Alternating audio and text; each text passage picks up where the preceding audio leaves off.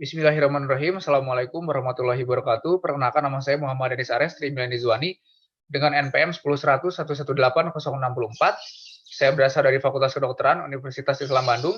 Pada kesempatan kali ini, di sini saya akan mempresentasikan artikel spesies saya yang berjudul Stres Mahasiswa Fakultas Kedokteran selama masa pembelajaran daring yang merupakan kajian pustaka. Diawali dengan pendahuluan, dunia saat ini sedang dilanda wabah coronavirus disease dan WHO telah menetapkan keadaan ini sebagai kondisi pandemi.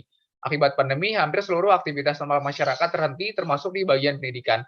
Salah satu upaya yang ditempuh oleh pemerintah Indonesia melalui Kemendikbud adalah dengan cara mengeluarkan kebijakan yang mengharuskan proses pembelajaran tatap muka beralih ke pembelajaran dalam jaringan ataupun pembelajaran daring. Beban dan juga tuntutan akademik yang tinggi ditambah dengan situasi pandemi ini membuat mahasiswa kedokteran memiliki risiko yang lebih besar terhadap masalah kesehatan fisik dan juga mental, terutama nantinya akan menimbulkan suatu stres yang berpotensi menimbulkan masalah kesehatan dan mengganggu kinerja akademik. Stres ini merupakan suatu pemicu yang menimbulkan permasalahan lain, terutama kesehatan mental seseorang. Stres terjadi akibat ketidakmampuan seseorang dalam menghadapi segala hal yang dianggap sebagai sumber stres ataupun stresor. Kemudian selanjutnya penyebab stres terbagi menjadi dua. Yang pertama ada internal dan juga eksternal.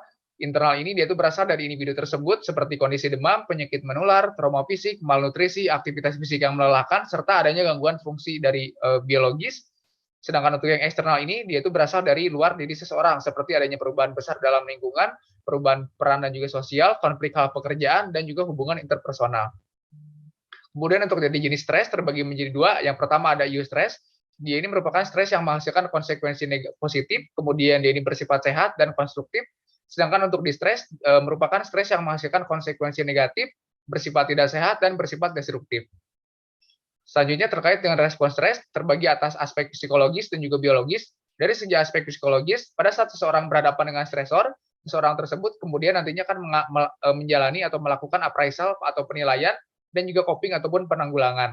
Appraisal atau penilaian merupakan tindakan penafsiran ataupun tanggapan yang dilakukan oleh individu terhadap suatu peristiwa ataupun keadaan ataupun kejadian yang sedang dihadapinya. Terbagi menjadi dua, yang pertama yaitu ada primary appraisal dan juga ada secondary appraisal. Primary appraisal adalah penilaian pertama ketika seseorang mulai dihadapkan pada suatu peristiwa. Individu tersebut kemudian nantinya akan mengevaluasi pengaruh ataupun menilai hal-hal yang mungkin timbul dari adanya kejadian tersebut. Primary appraisal ini terbagi menjadi tiga jenis. Yang pertama yaitu ada irrelevant, yang kedua ada binary positif, dan yang ketiga yaitu ada stressful. Dan yang kedua yaitu adalah secondary appraisal. Secondary appraisal ini dia itu merupakan penilaian tahap 2 di mana seseorang nantinya akan menentukan jenis coping ataupun penanggulangan pada sumber stres yang sedang dihadapinya. Selanjutnya dari segi aspek biologis, ketika seseorang berhadapan dengan suatu stresor, tubuh akan merespon dengan cara mengaktifasi sistem saraf otonom yang memiliki peran utama dalam mekanisme stres, dan kemudian akan mengaktifasi juga sistem saraf simpatis yang nantinya akan berperan mengatur berbagai fungsi fisiologis di tubuh kita, seperti meningkatkan tekanan arteri, kemudian denyut jantung, produksi saliva, dan juga ekskresi keringat. Hal lain juga direspon oleh amigdala, yaitu nantinya berperan dalam proses emosional dan bertindak sebagai pengatur perasaan, kemudian kecemasan dan ketakutan selama stres berlangsung. Kemudian selanjutnya terkait dengan coping stres. Secara definisi, coping merupakan proses cepat yang dilakukan oleh tubuh sebagai upaya untuk melawan sumber stres yang sedang dihadapinya. Coping ini terbagi menjadi dua jenis. Yang pertama yaitu adalah problem focus coping, yaitu metode yang berfokus pada upaya yang dilakukan oleh seseorang untuk menghadapi sumber stres secara langsung. Dan yang kedua yaitu adalah emotion focus coping. Dia ini merupakan coping stres yang melibatkan emosi, di mana metode ini adalah bentuk manifestasi karena seseorang tersebut tidak dapat kembali menahan ataupun menghadapi sumber stres yang sedang sedang dihadapinya. Kemudian selanjutnya terkait dengan stres mahasiswa kedokteran, dia ini disebabkan karena adanya masa studi yang lebih lama, kemudian pembelajaran dan juga ujian yang lebih banyak, lingkungan yang kaku dan juga berwibawa, serta lebih kompetitif dibandingkan mahasiswa non kedokteran. Faktor lain yang berhubungan dengan tingkat stres yang tinggi pada mahasiswa kedokteran antara lain yaitu adalah perbedaan jenis kelamin, kemudian memiliki gangguan kejiwaan, tidak adanya dukungan sosial, dan pendapatan keluarga yang rendah.